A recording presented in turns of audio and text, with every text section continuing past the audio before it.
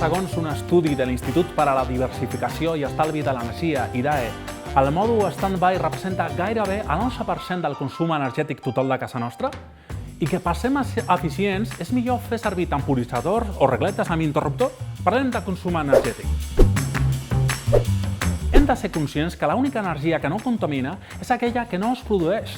Però ser eficients no vol dir que visquem sense energia o sense electricitat, sinó que canviem els nostres hàbits de consum per no malbaratar-la.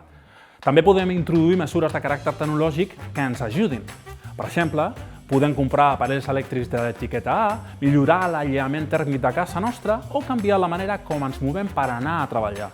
Hem de reinventar la manera com vivim per a potenciar la sostenibilitat energètica, creant ciutats intel·ligents, amb edificis de zero emissions i modificant el sector industrial per tal d'assolir aquest objectiu. A l'Institut de Recerca de l'Energia de Catalunya, l'IREC, investiguen com utilitzar l'ús de l'energia en entorns reals. Soy Maite Chani Santolaya y pertenezco al Grupo de Investigación de Analítica de Sistemas Energéticos del IREC.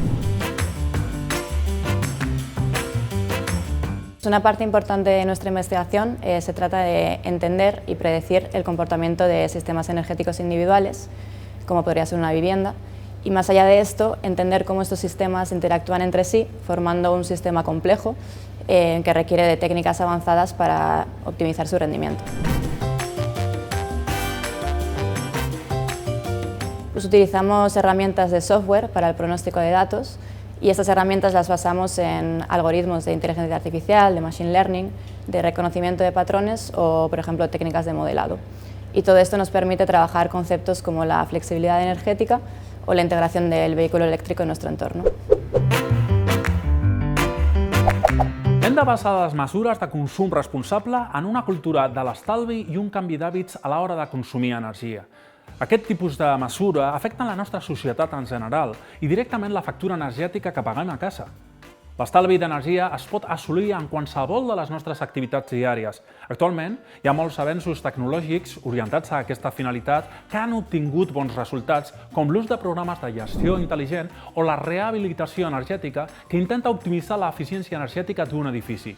Es busca així que la demanda energètica sigui la mínima a l'hora que s'aconsegueix un alt grau de confort. S'aprofiten, entre d'altres, la llum natural, la ventilació i l'orientació de l'edifici per disminuir el consum energètic per il·luminació, calefacció i l'aire condicionat creant edificis i comunitats de zero emissions.